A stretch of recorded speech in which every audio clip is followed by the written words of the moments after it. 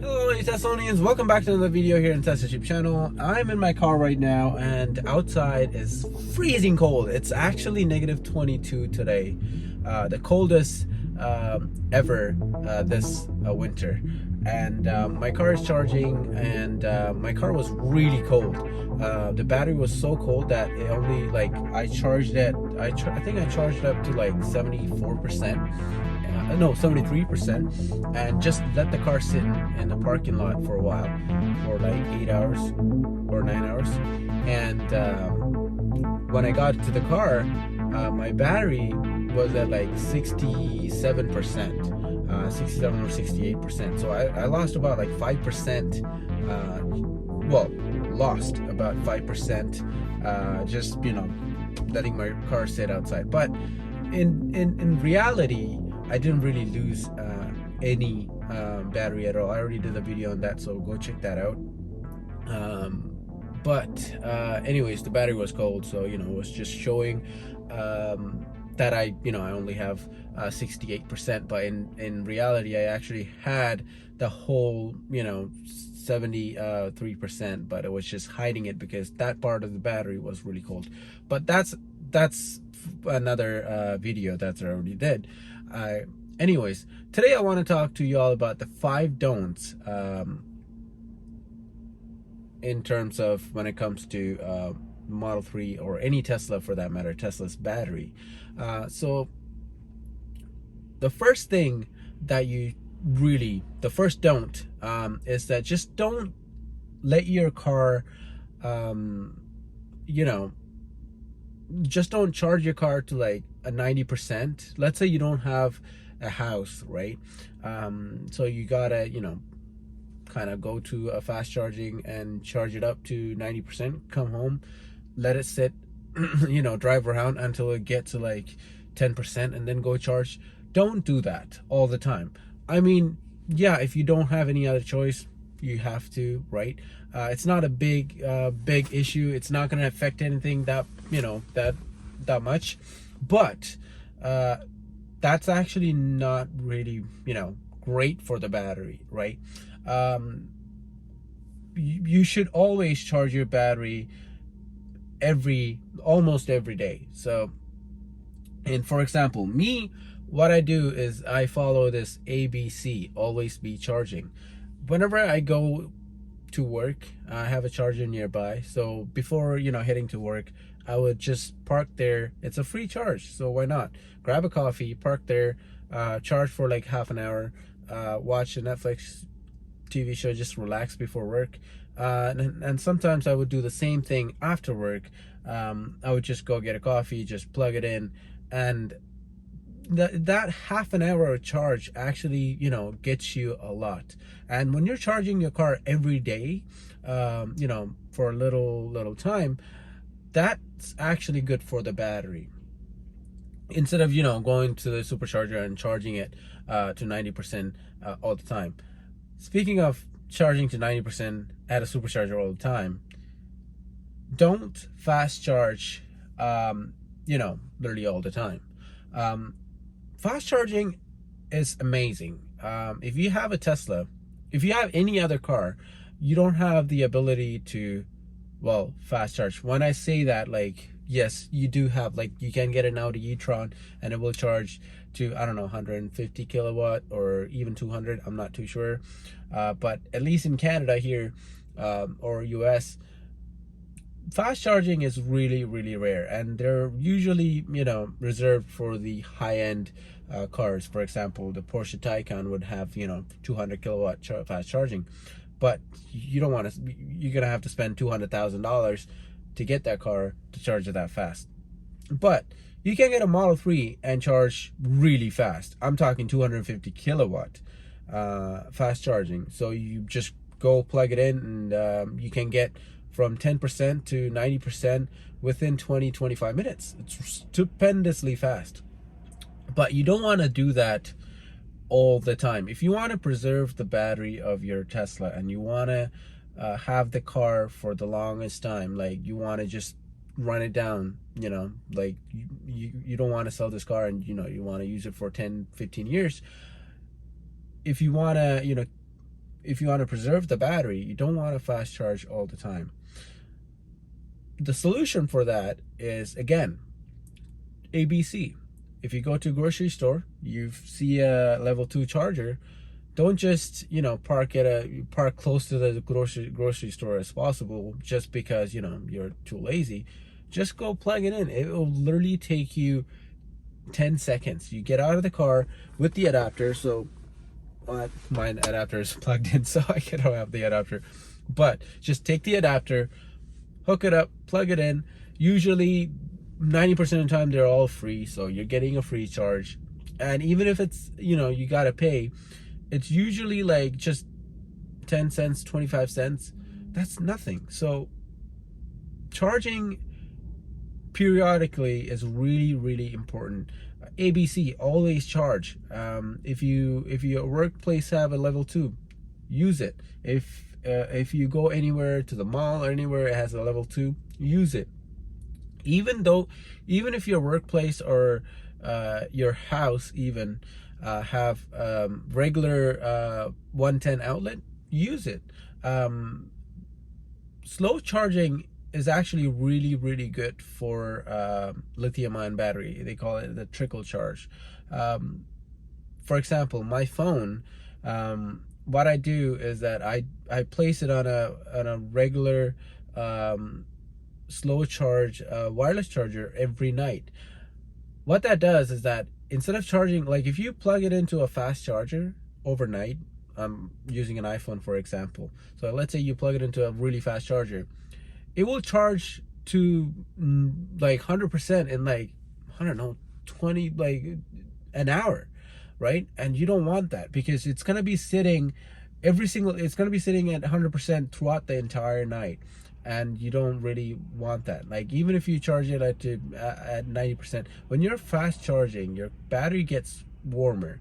And one thing about lithium-ion battery, they don't really mind the cold. Yes, of course they hide some of those percentages when the temperature gets really cold, but that's not gonna damage the battery in long term. What damages the battery is the hot weather. If the weather gets up to like -40, I mean plus 40 degrees Celsius or over 110, 120 Fahrenheit, that damages the battery. You don't want to keep the battery hot. That applies to the supercharging. So because when you're supercharging, you're putting all that power at once, and your battery just takes it, but it in return it heats up, and that's not really good for the battery. So number 2, please, if you have a Tesla and if you're about to get a Tesla, look around. Download an app called PlugShare. Look around your neighborhood. If you don't have a house, you live in an apartment and you don't have a way to charge, look around your neighborhood. You 100% sure that you'll have a level 2 charger nearby. So plug it in, wait for 1 hour, or even if you just live nearby a level 2 charger, charge it all the way up to like 60-70% every day. Every now and then. It's really good. So use level 2. Do use fast charger as like when you're going on road trips, or when you're in an emergency situation, or you just you didn't plug it in that night and your battery is really low. Use fast charger, but don't use fast charger all the time. That's a second don't. And then the third don't is, don't store your Tesla battery. So let's say you go to vacation, and you want to park your car at your home, or if you have a house, you can just plug it in and set the limiter to like 80% and forget it, and that's perfectly fine. But if you don't have a house and you're gonna go to an airport and park it there, make sure that or even parking it, like in this pandemic, most people are not even leaving the house. They're in lockdown, they're quarantining and whatnot. In that case, I would recommend you leaving the battery at 60, like 30 to 60%. So charge it up to 60% and leave it, because lithium ion battery likes to be level. They don't want it to be, too high of a charge. They don't want it to be too low of a charge. They just like that medium middle. So you should always, if you're about to go on a long vacation, you might think, hey, I'm going on this vacation, my battery will, do the phantom drain thing, and I need to charge it to 100% or 90%. That is a big don't. Phantom drain will happen, but you can mitigate that. You can actually limit that by not, like opening up the Tesla app all the time.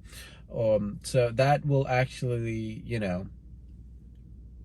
preserve the battery, because if you go through the Tesla app all the time when you're on a vacation, or when your car is just parked somewhere, that turns on the MCU, that powers up the car, and everything running, and that actually prevents the car from sleeping. So you want the car to be sleeping. So don't use the app while you're away from your car for a long time. So that will actually help it. And store your battery Tesla at 30 to 90% when you're 30 to 60% when you're out for a long time. And fourth really important thing that most people will do on YouTube, the king of that is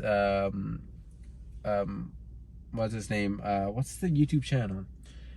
Bjorn does that for sure, and someone else. Oh man, I can't remember the name. Darn it! But anyways, Bjorn does that, and one other YouTuber who does that all the time gets to a supercharger at 0%. Yes. Don't let your battery drain to 0%. That is a big no-no. Yes, of course, Teslas do have a buffer of 20 miles or 15 miles, even if you get to 0% battery. But I wouldn't really recommend. I myself actually got down to 1 kilometer of range one time, and that was only one time. I'm never doing that again. It's scary, and it's not good for your battery if you're doing that every single time. In order to calibrate the battery, you might want to drain it down to 5% and then charge it all the way up to 100. But don't drain your battery down to 0%. And also, don't charge your battery up to 100% all the time. That's number 5. Always keep your battery if you're going on a road trip, you want to charge your car to 100%. That's fine. But that's when you're about to leave the house. You charge it up to 100%, unplug it, and then leave right away. When you charge your Tesla battery up to 100%, don't let the car sit at 100%. You should never ever do that. Just let your car charge your car up to 100%, unplug, and just leave. Because leaving a lithium-ion battery at 100% charged at all times is really not good for the battery. I would also recommend, Tesla actually have the slider that lets you charge up to 50 to 100%, and then it will say 50 to 90% is regular driving, and then 90 to 100 is trip. But in my opinion, I usually charge my car up to 80% all the time. Only here and there, I would go all the way up to 90%, and once in a blue moon, I would go up to 100%, just to calibrate my battery. So I would drain it all the way down. So I would do this twice a year. So I would just drain the battery all the way down to 5%, and then go to level 2 or even a supercharger, plug it in, and let it rise all the way up to 100%. And that actually calibrates the battery. So don't ever charge your car like, well, not don't ever, but don't charge your car up to 100% all the time. That's also not good for the battery. But there's a big but. That doesn't mean that you know, oh, you need to baby your battery. Not really. You can just charge up to, you know, 90% all the time and supercharge all the time. That's not gonna really, you know, damage the battery in a major way that you need to change the battery after like 5 years or, you know, 8 years. No, that's not the case. By taking these measures, you're just preventing the battery from, you know, losing a couple of kilometers, or just, you know, just keeping the battery healthy. It's just like humans, you know, you can eat red meat all day long, all year long, but adding that little vegetable to your red meat diet is actually healthier. So the same thing goes for Tesla batteries. And the new battery, which is I think, what is it, 30, no, I don't remember the name, 4860, I think. Not, am I getting that wrong? 4860 or something like that. I can't remember numbers. But the new battery, it's just crazy. The tabless battery, it's just crazy. The specs on it, it's just nuts.